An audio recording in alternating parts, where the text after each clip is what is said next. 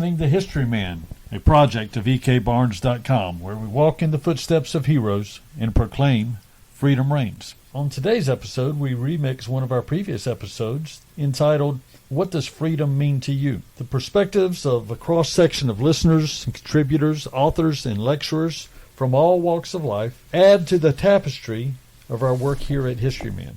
We challenge you to compare your own definitions of liberty, of freedom, with those of the Founding Fathers. They were able to articulate what they were fighting for life, liberty, and the pursuit of happiness. They were able to define how government was to work in the individual's life and where that government derived its powers from.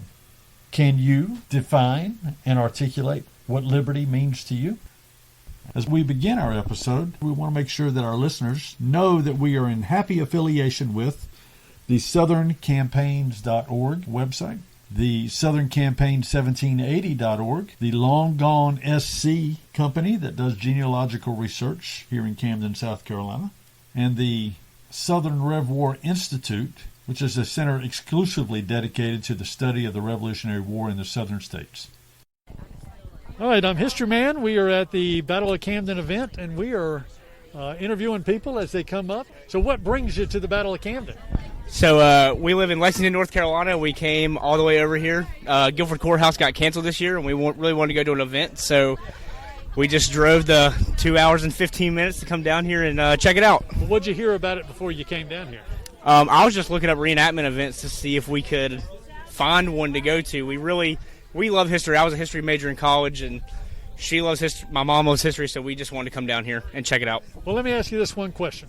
What does liberty mean to you? Oof. Liberty means the right to live my life the way I want without the government on my back telling me how to live my life. All right. So what does freedom mean to you? I don't know. Think about what freedom means to you, and then come back. I am with Harrison Motor. Harrison, what does liberty mean to you? So liberty means to me the freedom to do what you want to do, so long as it doesn't really hurt your neighbor. All right, so how would you define freedom yourself? How would you personally, Rick Wise, define freedom? Freedom is the ability to take care of your family, to take care of yourself, and to live the personification of what the Founding Fathers wanted to do. Life, liberty, pursuit of happiness. Okay. What does liberty mean to you, Kurt?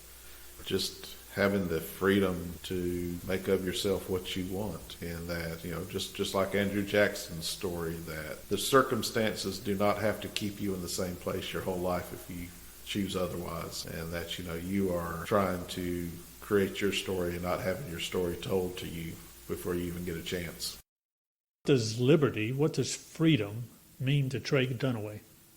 Well, I'm going to go with the 18th century version of liberty. Because when we ask kids what liberty means, is they say it means freedom. Well, what does freedom mean?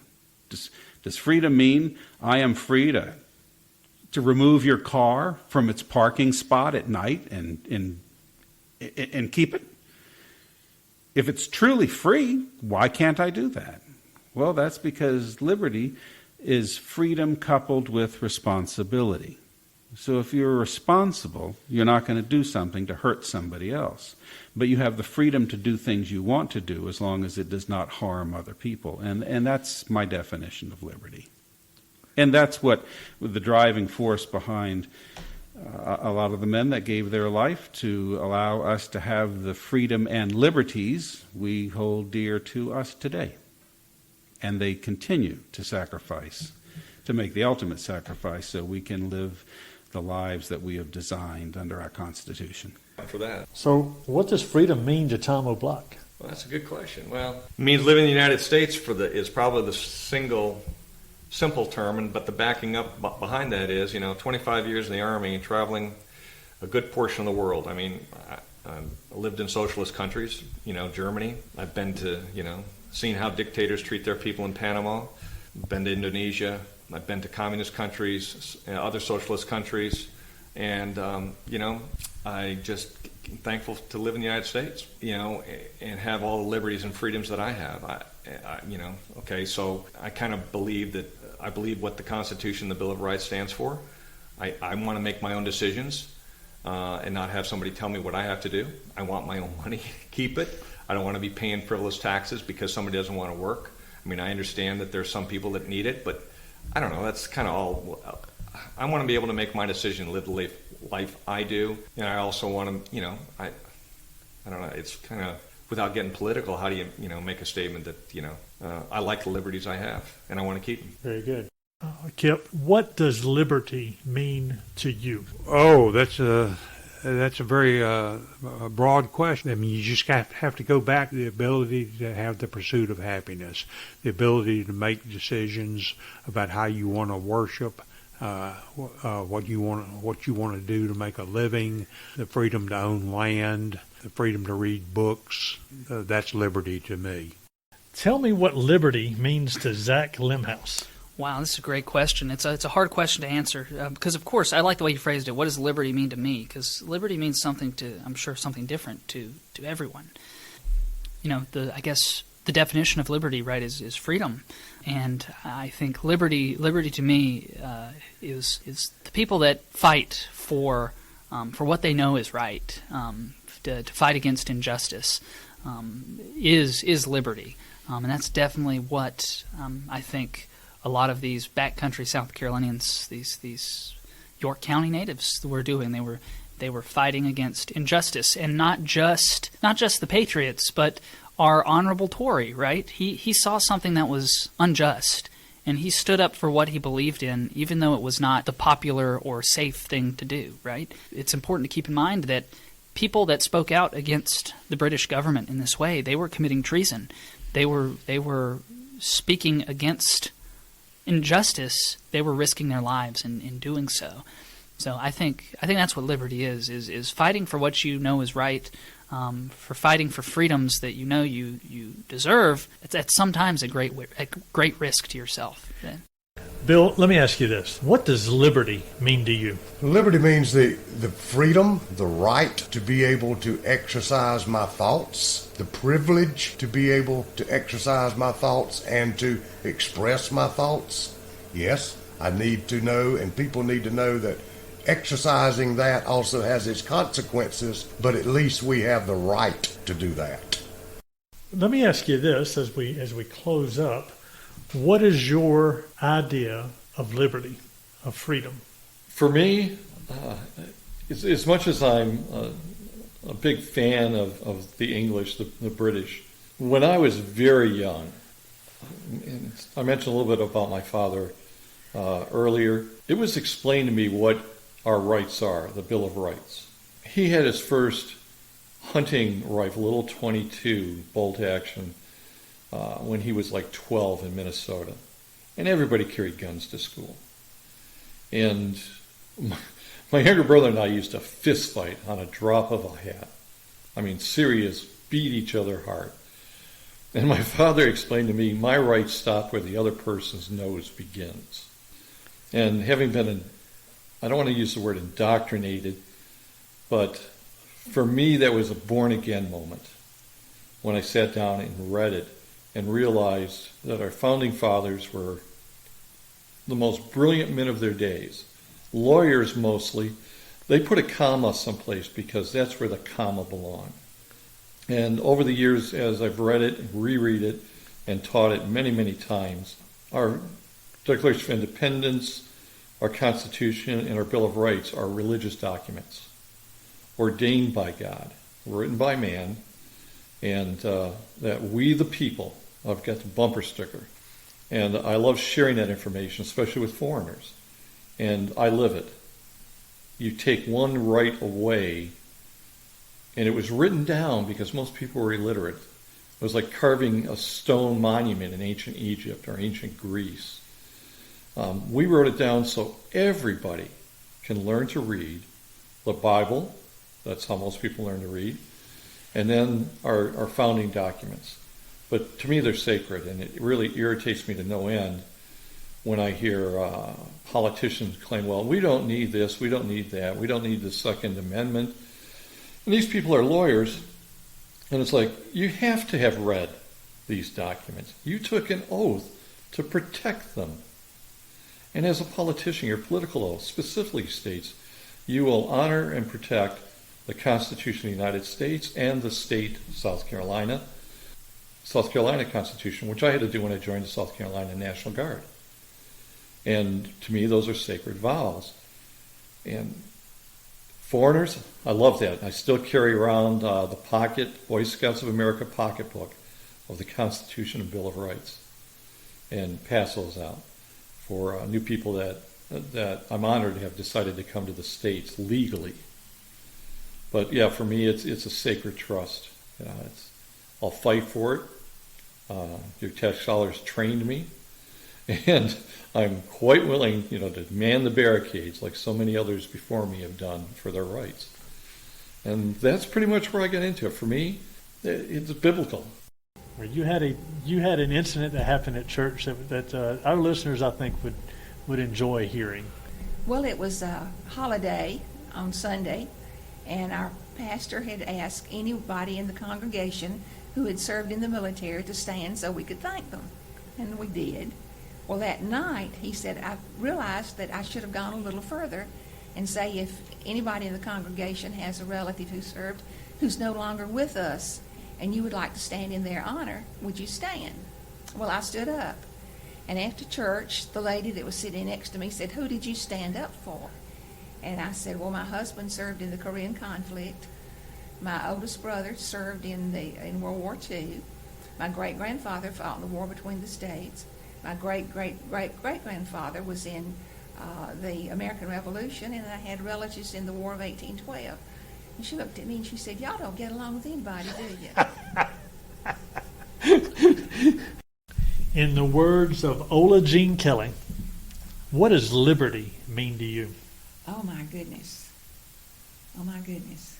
Freedom to be who God wanted me to be, who He created me to be. Would you not have that anyway? I can think of situations where that wouldn't be possible, but it is now. I'm very grateful for that. What does liberty mean to you? There's so many different things. Coming from a veteran who has seen 20 years in special ops, I've actually been in a place, I've seen the liberation of Mosul. Okay. I've seen when you see an oppressed people finally breathe fresh air that's legitimately called free, makes it worthwhile. To me, that's liberty, whether it's on our side or another side. The fact that you can stand as a human being, whatever you want to be, and say, I am truly free to make my own choices, to make my own way, to support what I want to do. That's liberty. If you have to always answer to somebody, if you always got to ask permission, are you truly free? That's liberty. And I've seen it unfold. And I believe is what my ancestors and those in the American Revolution seen when they heard that, especially down here on December 14th, when the British finally took that last step off the dock and got on their ships and sailed away, when they can truly say that South Carolina is free, they were truly free. Tell me what liberty means to you, William. Liberty would be the pursuit, and we know the pursuit of happiness, sure. Quiet enjoyment that I can do within limits of what I want to do as far as to get that happiness and quiet enjoyment, the ability to make money, the ability to liberty to even elect my officials. Okay. And even when they're elected, they don't tell us what to do. We tell them what to do. Supposed to, aren't we? Well, supposed to, but we've turned that around a little bit. Now they tell us they tell us what to do, and even Ronald Reagan said that. We tell you what to do. You don't tell us what to do because we elected you. But I think it means quiet enjoyment and the freedom to enjoy what you're able to make, what you're able to earn. And I mean that's it's amazing that we in our country we seem to have it. Well, we've got the group here now that seems to want to undo all that. What does freedom mean to you? What does freedom mean to Cindy Day? To me, it means that I can come and go as I need to without fear. I can vote as I feel led to vote without repercussions. I don't have to worry about my family being harmed because I know that nobody's going to come and get them and take them away for some crime that they may or may not have committed. Okay. As in other countries happens. Sure. You speak your mind, you may end up in prison. It's not only that in other countries. If you speak your mind, you may end up in prison and your family may end up in prison. Yeah. Right? Yeah. So we can voice our opinions without repercussion. Okay. We have the right to bear arms. And I know there's a lot of controversy over that, but we are guaranteed that right. Well, what does that mean to you, though? To me, that means if I wish to own a weapon, I can, and do the protocol and the paperwork and being straight up about it. But if I choose to own a weapon, then I can, because our founding fathers and our patriots fought for us to have that right. What does liberty mean to Roselle Bramlett? Well, to me, liberty is the ability to worship and live as I want to without my freedoms infringing on anyone else's. So what is liberty, what does freedom mean to you? So I think I subscribe to the Edwin Burkean view of freedom, which is essentially the freedom of life, liberty, and the pursuit of happiness, and freedom from government constraint, except where necessary, in the common good. And that's the debate, right? What is the common good, and how much can the government impose upon one? What does liberty mean to John Parker? It means the same as what's in the Bill of Rights, the first 10 rights. The freedom of speech, the freedom to practice religion the way you want to, the freedom of assembly, all of that. The Declaration of Independence was the prelude to our Constitution and to the Revolution. In one of the pension applications, a captain from York County related that they were on the way to Florida from South Carolina. They departed over in Edgefield County from the Pinewood House, and they were on their way to Florida. They got down into Georgia about 60 miles at a river when a courier was spotted on the north side of the river. So they stopped and wait for the dispatches to get to General Williamson. In that dispatches was a copy of the Declaration of Independence. General Williamson had it read to his officers, and he was so impressed with it, he had it read to everyone in the Army. And the way they did that, they had Captain, I believe it was Lacey, stood on top of a horse, a gentle horse that was led over and held. He stood on the saddle so he would be above everyone else. They made a hollow square for the horse, and he read the declaration to the whole Army. Afterward, the person in his application stated there was much firing of muskets and cheering at the reading of the Declaration. Founding Fathers, or these leaders in all of these communities, took special effort not to be a mob, but to put it down on paper. It was more of a cerebral task for them to grow to a point where they felt like they could be independent from Britain.